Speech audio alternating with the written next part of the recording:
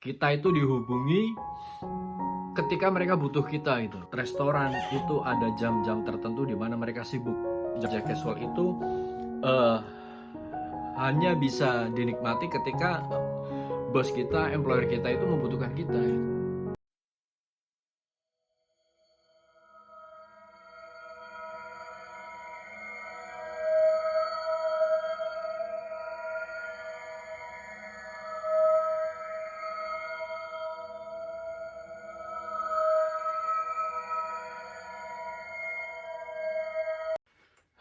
Kalau memang kerja mencuci piring di Australia itu menghasilkan di atas 50 juta bahkan sampai 90 juta per bulan, maka persaingan menjadi tukang cuci piring di Australia akan semakin ketat. Percayalah, orang-orang Asia Timur terutama akan berbondong-bondong melakukan pekerjaan itu. Orang-orang Eropa, Amerika pun akan berbondong-bondong mencari pekerjaan seperti itu. Jadi, apa fakta yang sebenarnya? Saya ingin bicara sedikit pengalaman saya kerja sebagai tukang cuci piring di Australia beberapa tahun silam yang mungkin akan menjadi gambaran teman-teman. Kira-kira apakah worth it kita pergi ke Australia dengan visa turis misalnya, lalu mencari kenalan yang bisa memasukkan kita kerja di restoran sebagai tukang cuci piring ataupun tukang bersih-bersih di restoran? Kita simak bersama di video yang singkat ini insya Allah. Assalamualaikum warahmatullahi wabarakatuh. Saya bin Mas'ud, saya orang Indonesia yang tinggal dan bekerja di Selandia Baru. Baik, saya pernah bekerja sebagai tukang cuci piring di Jetties Darwin kira-kira tahun 2018 lah, sebelum saya bekerja di lodge dulu. Jadi ada orang Jember yang menjadi chef di sana. Dia menghubungi saya, menawari saya pekerjaan sebagai tukang cuci piring, dan kerjanya itu casual ya teman-teman. Casual itu jadi bukan full time. Kita itu dihubungi ketika mereka butuh kita itu. Ketika restoran rame, ketika malam-malam tertentu yang mana ada potensi kunjungan konsumen membludak, mereka akan menghubungi kita. Nah, itu namanya kerja kasual ya. Ketika itu saya bekerja 4 jam, saya digaji $50. 4 jam $50. Jadi ya memang cuma 4 jam aja. Saya dihubungi, saya diminta datang pukul 7 dan saya selesai mungkin pukul 11 waktu itu. Tidak full sampai 8 jam seperti yang mungkin digadang-gadang oleh beberapa influencer ya. Saya tidak akan menyebut nama. Cuman pengalaman saya waktu itu cuma digaji 4 jam. Demikian halnya ketika saya kerja di kedai kebab terakhir tahun 2022. Jadi dari tahun 2021 sampai 2022 saya kerja di kebab dulu. Saya mengawali dari bersih-bersih, kemudian membantu dia menyiapkan bahan-bahan mentah, sampai kemudian saya bisa menangani pembeli sendiri. Saya bisa melayani langsung, saya bisa menyiapkan, memotong daging, mengeruk donornya. Saya belajar dan ketika itu saya casual juga. Jadi dia menghubungi saya ketika dia butuh saya. Tidak tentu jamnya, tidak ada ikatan kerja, dan alhamdulillah dia karena sama-sama datang ke masjid yang sama, percaya kepada saya sampai akhirnya saya dipasrahi agak ya setengah full time. Meski demikian, namun sekali ketika kosong, ketika sepi, dia menyuruh saya pulang. Namun sekali lagi itu kerja casual. Nah, saya ingat saya digaji 27 per jam dulu.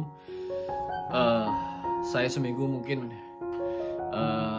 bekerja 5 jam mungkin.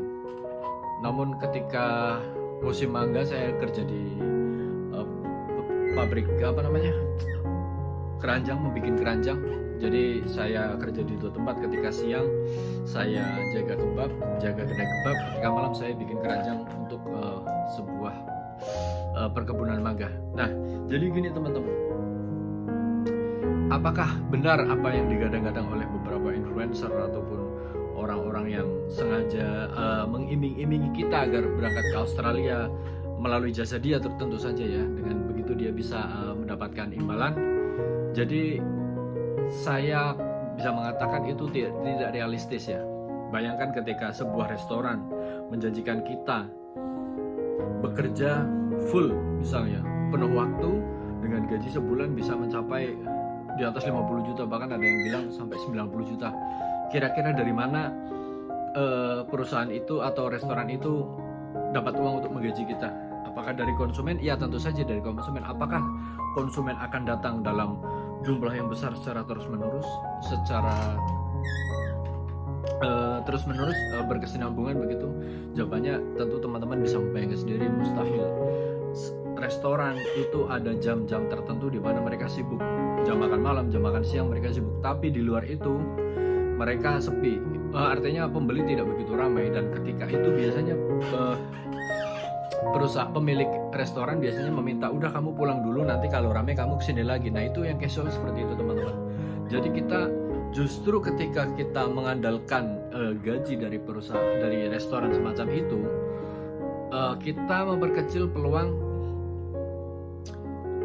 pendapatan dari tempat lain yang seharusnya bisa kita dapatkan di jam yang kita pakai untuk menunggu panggilan masuk lagi. Ya terserah, sekali lagi mereka yang memilih untuk bekerja di restoran sebagai tukang cuci piring itu mungkin kalangan generasi yang sudah sepuh ya, sudah tua, di atas 40, mungkin di atas 50, yang memilih untuk kerja santai, memilih untuk santai menunggu ketika dipanggil mereka baru datang. Namun bagi yang teman-teman yang masih muda tentu akan membuang waktu ya.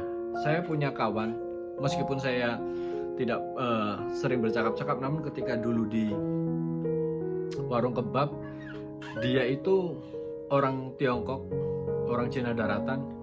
Ketika siang hari dia membantu warung kebab bos saya, dan ketika malam dia pindah ke warung masakan Cina milik orang Cina Malaysia di sebelahnya. Jadi dia itu dari pagi sampai malam kerja terus, dan itu casual. Kebetulan karena sama-sama Cina mungkin dia dipekerjakan secara tetap ya, namun di kebab itu dia casual juga. Ketika ada kesibukan, ketika dia dibutuhkan baru dia dipanggil, kalau enggak ya dia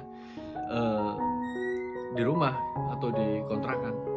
Nah, itu loh yang tidak disampaikan oleh para influencer. Mereka hanya menyampaikan, ini bapak ini kerja di Australia, dia cuci piring sebulan dia bisa mengirim ke rumah 50 juta bersih, dia sudah termasuk biaya hidup di Australia, biaya kontrakan, bermacam-macam. Sementara dia tidak menyampaikan fakta yang ada di lapangan, bahwasanya kerja casual itu hanya bisa dinikmati ketika bos kita, employer kita itu membutuhkan kita gitu. Jadi ini akan membantu teman-teman membuka cakrawala baru yang selama ini bertanya-tanya, DM saya itu mengatakan, saya ingin kerja cuci piring di restoran, bisakah dibantu dicarikan? Sebenarnya di kota besar banyak, tapi sekali lagi casual. Jadi ketika teman-teman dibutuhkan, mereka akan menghubungi teman-teman. Tapi ketika tidak, ya teman-teman akan dibiarkan silakan menunggu ataupun mau kerja lain. Kami tidak punya tanggung jawab, kami tidak memiliki tanggungan apa-apa karena kita tidak ada kontrak kerja, tidak ada ikatan apa-apa. Jadi saya butuh, Anda lowong ya silahkan datang. Saya butuh, kami kosong, Anda butuh, maaf kami tidak bisa mempekerjakan Anda. Nah itu silakan teman-teman dipikir dulu ketika ada iming-iming untuk para influencer yang mengajak, ayo ke Australia lewat saya misalnya, bisa kerja di kedai ini nanti, kamu bisa bersih, bisa ngirim sekian. Iya memang ketika dikalikan dalam jumlah sedemikian di waktu misalnya 4 minggu, tentu saja besarnya bisa menakjubkan, besarannya bisa menakjubkan. Tapi apakah dalam sebulan itu kita kerja terus?